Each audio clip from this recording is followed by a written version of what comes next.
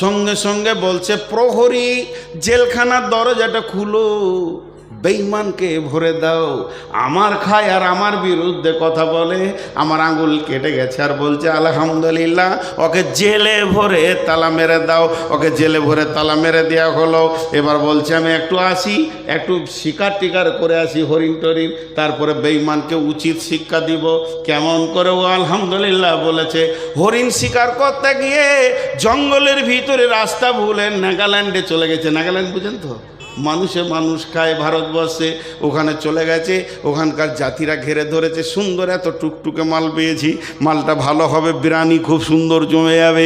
ওকে টেনে নিয়ে গিয়ে ঘরে ঘরে তালা মেরে দিয়েছে। সন্ধ্যার সময় বসে হিসাব করছে, মাংস কে কতটা নিবি, কেউ বলছে মাথা নিব, কেউ বলছে ঠ্যাং নিব। এবার বাদশাহ বলছে আর বাড়ি ফেরা হলো না, কাল সকালে তো আমাকে পিস পিস করে কেটে খেয়ে নেবে। টেনশন আর চিন্তা, টেনশন আর চিন্তা। সকাল হলো, তাকে তালা থেকে বের করে পেছন দিকে হাত বেঁধে ঠাকুর থানে নিয়ে যা হচ্ছে, রাবণের পূজা করে ওরা। এবার ওকে কাটবে, কেটে পিস বানাবে। বাদশার জান মুখ সব শুকিয়ে গেছে। যখন পেছন দিকে হাতটা বাঁধতে গেছে, দেখছে একটা আঙুল কাটা। তখন এবার বলছে পুরোহিতকে ডাক, আজ কি বার রে? শনিবার। আঙুল যে কাটা রে। পুরোহিত হাত চালাইছে, খবরদার মারিস না, বংশ ধ্বংস হয়ে যাবে, যেখান থেকে এনেছিস ওইখানে দিয়ে আসগা। বাদশাকে দিয়ে চলে গেল। যেই বাদশাকে দিয়ে চলে গেল, বাদশাহ সকালে দৌড়ে এসে ঘোড়া থেকে নেমে বলছে তাড়াতাড়ি জেলখানার গেটটা খুলে দে। ওরে ওই আঙুল কাটা ছিল বলি জানে বেঁচেছি রে ভাই, তুই বলেছিস আলহামদুলিল্লাহ, তোরটাই ঠিক আছে রে, তুই বলেছিস আলহামদুলিল্লাহ। এতক্ষণে কাটা আঙুলের লাভটা বুঝলাম, নাহলে তো এতক্ষণ বিরিয়ানি দিয়ে শেষ হয়ে যেতাম রে। ওরা যে সব মাল মশলা কিনে ফেলেছিল, শুধু আমাকেই পিস করতে বাকি ছিল। মন্ত্রী বলছে যে এটা কত বড় কথা। মন্ত্রীকে জিজ্ঞেস করছে আলহামদুলিল্লাহ কেন বললি এটা বলতো? বলে আরে হে আমার বাদশাহ, স্যার আপনি ভেবে দেখেন, আপনার বডিতে আল্লাহ 20খানা আঙ্গুল দিয়েছে। কয়টা টোটাল আছে? 20টা। নিয়েছেন আল্লাহ একটা, দিয়েছেন আল্লাহ আপনাকে 19টা। তা আমি হিসাব করে দেখলাম আল্লাহ আপনাকে বেশি দিয়েছেন কম নিয়েছেন, এর জন্যে বললাম আলহামদুলিল্লাহ। জি। তখন এবার মন্ত্রীকে কানে জড়িয়ে ধরে কানে কানে বলছে তোকে জেলে ভরে দিয়েছিলাম, মাফ করিস। তোকে জেলে ভরে দিয়েছিলাম, মাফ করিস। মন্ত্রী বলছে মাফ কেন করব, জেলে ছিলাম আলহামদুলিল্লাহ, যদি আপনার সাথে যেতাম আমার তো আঙ্গুল কাটা নাই, আমার তো আর ফিরা হতো না। তাই জেলটা আমার জন্য আলহামদুলিল্লাহ। জি ভাই। আল্লাহ তাবারাক ওয়া তাআলা বলছেন তোদের মালের হিসাব আমি নিব, একটা টাকা আমার টাকা বেঈমানি করবি না। আর আল্লাহ তাবারাক ওয়া তাআলা রাসূল বলছেন, এটা তো একদিকে গেল, আর একদিকে একটা নিয়ে আসেন, বিসমিল্লাহির রহমানির রহিম, মান কাতা মিরাসা ওয়ারিসিহি কাতা আল্লাহু মিরাসাহু ইয়াউমাল কিয়ামাতি ফিল জান্নাহ। বিশ্বনবী বলছেন কেউ যদি মালের বেঈমানি করে, ছোট ছেলেকে লিখে দেয়, বেটাদেরকে লিখে দেয়, মেয়েকে ফাঁকি দেয়, বড় ছেলেকে ফাঁকি দেয়, এই যে মালের ওয়ারিসকে গোলমাল করে, আল্লাহ তার জান্নাতকে কেটে ওকে দিয়ে দেবে। আমি 40 বিঘে জমির মালিক, 50 বিঘে জমির মালিক, 200 বিঘে জমির মালিক, আসলে জমি আমার নয়, জমির মালিক আল্লাহ। আর আমার ওরসে আমার বিবির পেটে কটা হবে, আর সেই জমির ভাগ কে কে নেবে, এটা আল্লাহ করে দিয়েছে। অতএব আল্লাহর কলমের বাইরে আমাদের কলম চালানো যাবে না। আপনাদের নলহাটিতে এরকম আছে, জমি লেখালেখি নাই, ফাঁকি মেরে দিয়ে লিখে দিলে, হজ করার আগেই আবার দিছে। আহা, এ যে কি ডেঞ্জার হাজি পৌঁছাইছে ওখানে। ও সে আগেই লিখে দিয়েছে, দেখেন। হ্যাঁ আল্লাহ, বড় বড় আলেমদেরকে জিজ্ঞেস করবেন, কিছু আলেমের ফতোয়া যে এরা জীবিত জাহান্নামী, খালি যদিন শ্বাস লিছে দুনিয়াতে, মরবে তো জাহান্নামে যাবে। তার মানে ও কি বলেছে জানেন? ও বলতে চাইছে আল্লাহ আপনার বুদ্ধি শুদ্ধি কম, আমার ব্রেনটাই ঠিক আছে, আমি যেটা করছি এটাই ঠিক। পরোক্ষভাবে কোরআনকে নেকেট করছে, অনেকগুলো গোনা করছে, অনেকগুলো, যে অমুক পেয়ে যাবে, এ পেয়ে যাবে, ও পেয়ে যাবে, বোঝে না। খবরদার না, মালের মালিক আল্লাহ। চলেন এবার দুটি ঘটনা আপনাদেরকে শোনাই। হযরতে ওসমান গনি রাদিয়াল্লাহু তাআলা আনহু মদিনার হাটে নিজে গম বিক্রি করতে গেছেন। হযরতে ওসমান গনি রাদিয়াল্লাহু তাআলা আনহু মদিনার হাটে নিজে গম বিক্রি করতে গেছেন। আর খলিফার গম ঝরঝরে তত্তরে আয়নার মতো গম, কোনো ভেজাল নাই। আমিরুল মুমিনিন খলিফাতুল মুসলিমিন হযরতে ওসমান গনি নিজে দাঁড়িয়ে আছেন। এবার পাইকাররা আসে, বলে কি দাম? পাইকাররা আসে বলে, বলেন হুজুর কত লাগবে, কি দাম লাগবে? উনি খালি একটা কথা বলেন, এখনো সময় হয়নি, আর একটু বেলা হোক, আপনারা ঘুরে আসেন, বিক্রির জন্যই তো এনেছি, তো বেচে দিব, অতএব একটু ঘুরে আসেন, একটু ঘুরে আসেন, একটু ঘুরে আসেন, একটু ঘুরে আসেন। বেলা উঠে গেছে, এমন সময় হাটে একটা দল ঢুকছে। বহু দূর থেকে তারা মরুভূমিতে হেঁটে এসেছে, ক্লান্ত শ্রান্ত হয়ে। তাদের চেহারাগুলো কেমন, গালগুলো ঢুকে গেছে, চোখ ঢুকে গেছে, মাথায় কখন চিরুনি করা তো দূরের কথা, কোন যুগে তেল নিয়েছে তারা জানে না। হাড়গুলো পিঠে লেগে গেছে, পেটটা ভিতরে লেগে গেছে, তাদের হাড়গুলো গোনা যাচ্ছে। তার মানে না খাওয়া একদম এই রকম অবস্থার মানুষ। তাদের মধ্যে নারী আছে, পুরুষ আছে, শুধুমাত্র ইজ্জত ঢাকা, ছোট্ট মতো একটা হাতে গামছা, আর তো কিছু নাই। শিশু আছে, বৃদ্ধ আছে, নারী আছে, পুরুষ আছে, যুবক আছে, লাইন দিয়ে ওই হাটে ঢুকছে। হযরত ওসমান বললেন, দাঁড়াও, তোমার গামছাটা কত? লাও, তুমি একটা লাও, দেখি তোমারটা দেখি, তোমরা কজন? বলে দুজন। লাও, তোমরা দুইজন লাও, এইভাবে লাও, আর একটা বস্তা আনো, লাও লাও। দিতে দিতে দিতে দিতে দিতে দিতে গম শেষ, তারাও শেষ। গমগুলোকে তারা মাথায় বেঁধে নিয়ে আবার মরুভূমির বুক চিরে হাঁটতে শুরু করলো। বড় বড় পাইকাররা এসে বলছে, আমিরুল মুমিনিন খলিফাতুল মুসলিমিন, আপনি রসুলের জামাই হয়ে কাজটা কেমন করে করলেন? ওদের তো পেটে ভাত জুটে না, কত দাম আপনাকে দিয়েছে, যে দামের বিনিময়ে আপনি ওটাকে বিক্রি করলেন, আমরা তো এত দাম দিতে চাইলাম, আমাদেরকে কেন দিলেন না?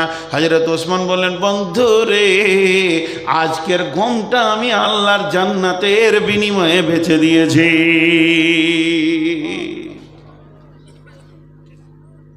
এখন যদি মাদ্রাসার জন্য টাকা নিতে হয়, তাদেরকে পাম দিতে হয়েছে, পাম দিতে হয়েছে, টাকা দে, আবার সুর করে বলতে হয়েছে। সুর করে না বললে তো খালারা 1 টাকা দিবে না, ওর কলজে ঠান্ডা করার মতো বলতে হয়েছে। আর আমাদের এই কি আউয়াল ভাই দুদিকে ধূপ উড়ে গেছে, এমনি মোটা মানুষ, ঘেমে কল কল করে, এই টাকার পাহাড়, লাখে লাখে ঝাঁকে ঝাঁকে কাটে, হাজারো হাজার, শেষকালে গুনে দেখে 3 কুড়ি যা, খালি 10 টাকা লো। এই হয়ে গেছে আমাদের আদায়ের সিস্টেম। জি, আদায়ের সিস্টেম। আদায় 2-3 জায়গা খুব ভালো দেখেছি, দুটো না বললে জ্ঞান বাড়ে না। কলকাতায় বজবজ একটা জালসায় গিয়েছিলাম, 10,000 লোক, সেই রকম ডেকোরেটেশন, কত লক্ষ লেগেছে জানি না, সেই রকম মাইক সাউন্ড, 3 জন বক্তা আছে, আমি শখ ও সোর আবার আমি। তো হেড মৌলানা আমার কানে এসে বলছে, কালেকশন করবেন আপনি, মাঝে দিয়েছি, 15 মিনিটের বেশি কালেকশন করিয়েন না, তাহলে এটা রেগে যাবে। সব শিক্ষিত মানুষ, কলকাতার ব্যবসায়ী। 15 মিনিটের টোটাল কালেকশন হলো আর 3,500 না 4,000, 1,000, 500, 100, 200। তাই আমি বলছি, কী হবে রে, মাসে চলবে কী করে এত বড় মাদ্রাসা? খেতে মন যেছে না, আমাকে শখের সাথে নিয়ে গেলেন, চলো চলো খেলে। তো হেড মৌলানার মনে কোনো টেনশন নাই, হাসছে ঘুরছে, মানে কী ব্যাপার? খাওয়ার আগে থাকতে না পেরে হেড মৌলানাকে বলছি, ভাই এই 2,5-3 হাজার টাকায় মাসা চলবে? বলছেন না, আমাদের নগদ কালেকশন হয়েছে 36 লক্ষ টাকা, আর বাকি তো আছে আরো 20-50 লাখ। এটা বাচ্চা ছেলেরা দিয়েছে একটা, ব্যাস। ওদের সিস্টেম কি, তোমার ঘরে যখন শালির বিয়ের কার্ড আসে, শালার বিয়ের কার্ড আসে, বন্ধুর বিয়ের কার্ড আছে, তোমার বিবেকের চেতনা হয় যে কি দিব না দিব, তুমি রেডি হও। আর মাদ্রাসার জালসার কাগজ পৌঁছে তোমার বিবেক নাই যে ওখানে আমি 200 টাকা 500 টাকা দিব। তো যেদিন জালসার ডেট তার 3 দিন আগে পর্যন্ত এলাকার লোক সব টাকা নিজে এসে মাসে দিয়ে চলে গেছে। বলছে খালি বসে থাকতে হয় দুটো মৌলবীকে, ওরা চেক লিবার 5000 একটা চেক দিয়ে দিল। হ্যাঁ হ্যাঁ হ্যাঁ হ্যাঁ, তো কি সুন্দর সিস্টেম। আর আমাদের শক্তিগড় এখানে আমরাই বলে একটা গ্রাম আছে, 150 লোক বসে আছে, আর ইমাম সাহেব খালি আমাকে খোঁজে মসজিদটা গোটা করতে হবে। আর 15 বছর আগে তখন ইঞ্জিনিয়ার বলে গেছে 7.5 লক্ষ টাকা লাগবে, অন্তত 10 লাখ টাকা করেন।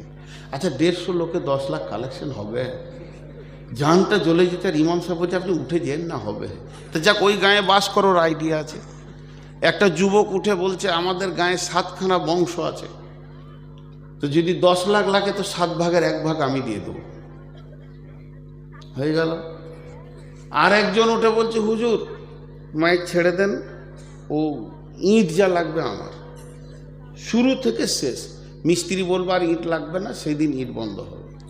একজন বলল বালি আমার, একজন বলল সিমেন্ট আমার, একজন বলল পাথর আমার, একজন বলল রড আমার, একজন বলল ফার্নিচার আমার, একজন বলল মার্বেল আমার, একজন বলল মিস্ত্রি আমার, একজন বলল লিভার আমার। মসজিদে যা ছিল রং পর্যন্ত হয়ে গেল। ইমাম সাহেব বলছে এবার ছেড়ে দিই, শেষ দোয়া করে। বলছে না, আর একটা মাল আছে। ওকে ধরে আনতে গিয়েছে, ও আসে না এখন। তারপর চলে এলো। আমি বললাম ভাই আপনার অপেক্ষায় আমাকে ইমাম সাহেব বসিয়ে রেখেছে, এত লেট করে। বলছে আচ্ছা ঠিক আছে, ওই যে এরা যে মালটা দিবে বলেছে ওই টাকাগুলো নিয়ে মসজিদের নামে ব্যাংকে ভরে দেন, কাল থেকে মসজিদটা গোটাই আমার আছে। এদের জন্য বায়ানো হয় নাই, সুর করে দিতে হয়নি, পাম দিতে হচ্ছে আমাদেরকে। হ্যাঁ, কিন্তু বিয়ে দেওয়ার পর শ্বশুর বাড়ি কবে যেতে হবে এটা বলতে হচ্ছে না, মেরে দিচ্ছে তো ঠিক টাইমে টাইমে টিপ মারছে। কিন্তু এখানে যে ওকে টাকা দিতে হবে ওকে গুঁতিয়ে বলতে হয়েছে, 4টা বক্তা লাগছে। জি, এরপরে শোনেন, জান দেওয়া কাকে বলে? জান দেওয়া কাকে বলে? ওহুদের প্রান্তে আল্লাহর নবী লোহার জামা পরেছিলেন, বর্মা পরেছিলেন, লোহার চাদর রসুল পরেছিলেন। স্বাভাবিকতায় রসুলের শরীরটা ভারী হয়ে গেছিল, 2 দিকে 3 দিকে মহড়া চলছে। কোনো দিন যদি আমার সঙ্গে ওহুদের প্রান্তে যান, নবীজি কোথা ছিলেন এবং আমির হামজার লাশ কোথা ছিল, হজরতের জারিরের লাশ কোথা ছিল, কোন কোনে ডিউটি ছিল, এগুলো একটা একটা করে তিলে তিলে তিলে তিলে বুঝিয়ে দেবো বন্ধু। এবছর রমজানে যাচ্ছি উমরাতে, আবার হজে আছি, হজের পরে 3খানা গ্রুপ নিয়ে যাব ইনশাআল্লাহ। মানুষ বুঝেছে নূর মোহাম্মদের সঙ্গে যাব, খেতে না পায় বিছানা না পায়, অন্তত ইতিহাসগুলোকে গ্রহণ করে নিয়ে আসবো। এবার আল্লাহর নবী উঠতে চাইছে একটা পাথরে, উঠতে চাইছে একটা পাথরে, শরীরটা একটু ভারী। হযরতে তালহা নজর করে দেখে নিয়েছেন যে এই যে যুদ্ধের মহড়া চলছে, নিশ্চয়ই নবীজি ওই পাথরে উঠলে ইসলামের লাভ হবে। তো নবীজি উঠতে পারছেন, একটা সিঁড়ি দরকার, তা তাড়াতাড়ি করে একটা পাথর এনে পায়ে দিলেন। জিন না, হযরতে তালহা লম্বা হয়ে শুয়ে পড়লেন, দিয়ে বললেন ইয়া রাসূলুল্লাহ আপনি আমার বুকে পা রেখে উঠে যান, আমার বুকে পা রাখেন। জি, একটা লোক খালি বলতো এ আল্লাহ আমি যদি সাহাবী হতাম রসুলের খিদমত করতাম, এ আল্লাহ আমি সাহাবী হলে রসুলের খিদমত করতাম। 20 বছর ধরে খালি কাঁদছে, কত রসুলকে ভালোবাসে। একদিন রসুলকে স্বপ্নে দেখছেন, এটা গল্প বলছি, আবার কালকে বলবেন না যে বুখারী। একটা উদাহরণ দিচ্ছি, এই হাদিসটার, তালহার হাদিসটার উদাহরণ দিচ্ছি।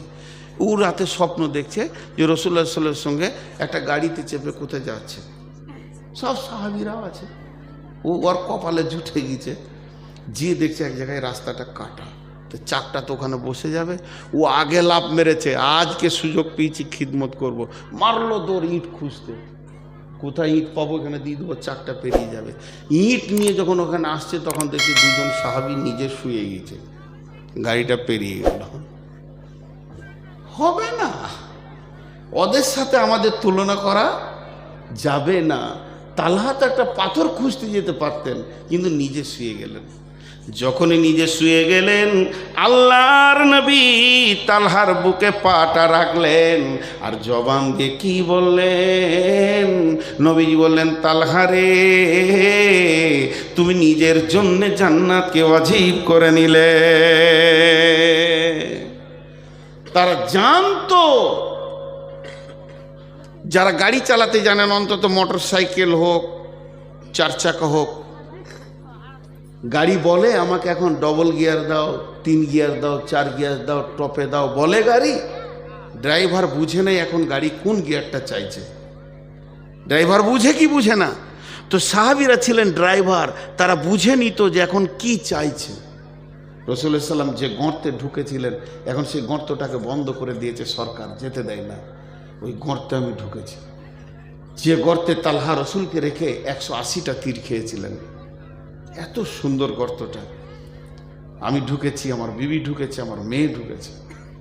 ওই গর্তের সামনে যখন গেলাম মনে পড়ল কাফের বেঈমানেরা তীর রেডি করেছেন, রসুলকে পৃথিবীর বুক থেকে সরিয়ে দেবে। বেঈমান, তোরা কি পারবি আল্লাহ না বললে? সমস্তটা গাইড করছেন আল্লাহ। এমন সময় তালহা দেখে নিয়েছেন ওই দিক থেকে অজস্র তীর রসুলের দিকে আসতে রয়েছে। নবীজিকে পেছন দিকে ঠেলে দিয়ে গর্তে ভরে দিয়ে পাহাড়ের প্রাদদেশে গর্তের মুখে তালহা দাঁড়িয়ে গেলেন। 2টা বাজুতে রসুলের গায়ে যেন তীর না লাগে। তালহা বলছেন, রাসূলুল্লাহ খবরদার বের হবেন না, আপনি ওই জায়গায় থেকে যান, আপনি হিফাজতে থেকে যান। এবং 2 জায়গায় তীর 180খানা তীর খেলে।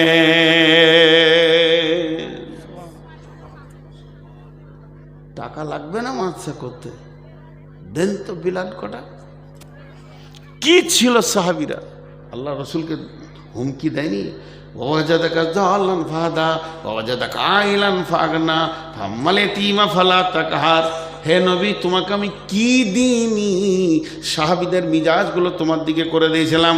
ওই তালহা যেদিন মারা গেলেন, তালহা যেদিন পৃথিবী থেকে চলে গেলেন, আল্লাহর নবী তালহার লাশটা কবরে রেখে আল্লাহকে বললেন, আল্লাহ, যেদিন ইসরাফিল সুর ফুঁকবে, তালহা কিয়ামতের মাঠে উঠবে, তুমি তালহাকে দেখে হাসবে আর তালহা তোমাকে দেখে হাসবি।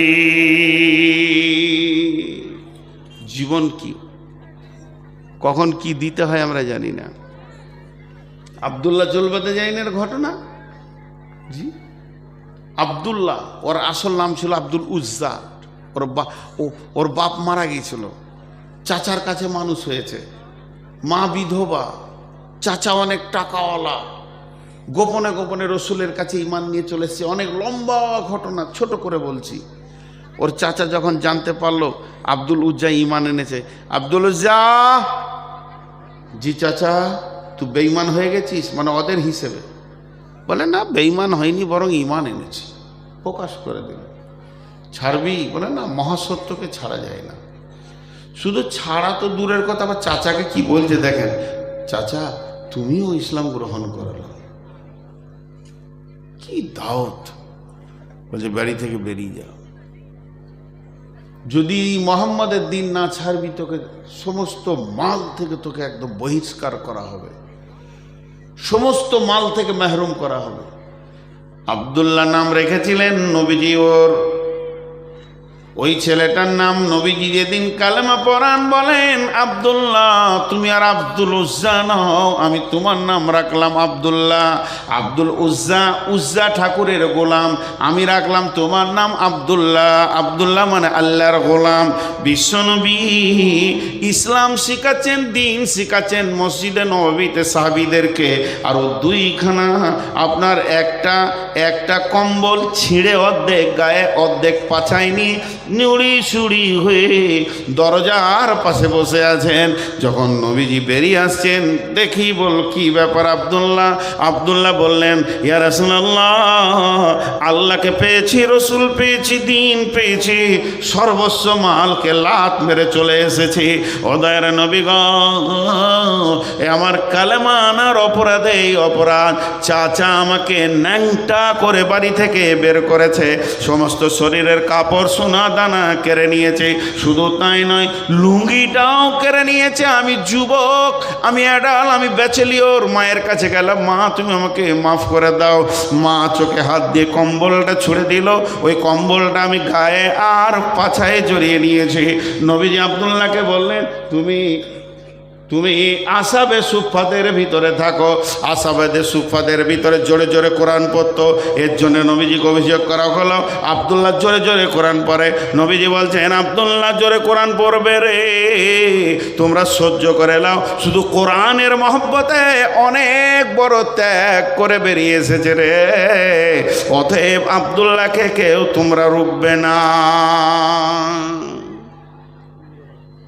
চলে এলো তবুকের যুদ্ধ।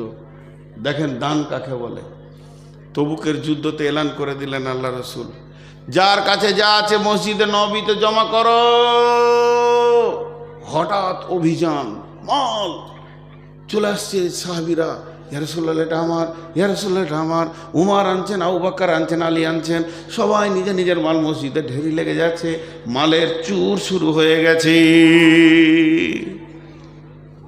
আব্দুল্লাহ খালি একবার উঠছে আবার বসছে। আমার দিকে তাকান। আব্দুল্লাহ একবার করে উঠছে আর বসছে। লাও, বাংলাদেশি এসছে, তাদের দেখতে হবে না। আমি তো ইন্ডিয়ান রে ভাই, বাংলাদেশে এইটুকু দেশ। আপনারা একটু ধ্যান দেন। উঠছে বসছে, উঠছে বসছে, ভিতরে যেন একটা বেচৈন ভাব। কথাটা বোঝাতে পারলাম? ঠিক এমন সময় রসুল বলেন, আব্দুল্লাহ তুমি, যেই বলেছে তুমি, সঙ্গে সঙ্গে কেঁদে বলছেন, ইয়া রাসূলুল্লাহ আমার কাছে একটা খেজুর নাই যে আমি দান করি, আজকে আমি এই আমলে শরিক হয়ে যায়। দয়ার নবী গো, আমার জানটাকে আপনি মোতার জন্য কবুল করে নেন। আব্দুল্লাহকে নবীজি বললেন, চলো তুমি কবুল হয়ে গেছো। যখন আব্দুল্লাহ মোতার জন্য বেরিয়ে যাচ্ছেন, বিশ্বনবী বললেন, আল্লাহ আমি আব্দুল্লাহর রক্তকে বেঈমানদের জন্য হারাম করে দিলাম। এই কথা যখনই বললেন, তো আব্দুল্লাহ ডুকরে কেঁদে উঠলেন, ও দয়ার নবী গো, আমাকে রক্ত কেন আপনি হারাম করলেন? আমি তো শহীদ হওয়ার আকাঙ্ক্ষায় যাচ্ছি। লম্বা ঘটনা। এই আব্দুল্লাহ খোলা আকাশের নিচে কয়েকদিন মহড়া করেছিল যোদ্ধার, তার জন্য তার জ্বর হয়ে গেছিল। জ্বরে আক্রান্ত হয়ে যখন মারা গেল, ওই লাশ আনা হলো এবং বিশ্বনবী জানাজা পড়লেন। বিশ্বনবী আব্দুল্লাহর লাশকে কবরে রাখলেন এবং আল্লাহকে বললেন, আল্লাহ আমি আব্দুল্লাহর উপরে খুশি আছি, তুমিও খুশি হয়ে যাও। 5 মিনিটের বেশি থাকবো না। কেউ আছেন 10,000 দিবেন? মাইকের নাম প্রচার করব না। কেউ আছেন 10,000 5,000 দিবেন? আল্লাহর জন্য দেবেন। যে দেশেরই হোক, যিনি আমার পরে বক্তা, উনি আজকে আমাদের জন্য অনেক সম্মানী, কারণ বিদেশি মেহমান। আর আমরা যত বড়ই হই না কেন ঘরের মানুষ, বিধায় মেহমানকে সম্মান দেওয়া এটা রসুলের সুন্নত এবং আল্লাহর হুকুম। কেউ আছেন আল্লাহর গোলাম? একজনও নেই।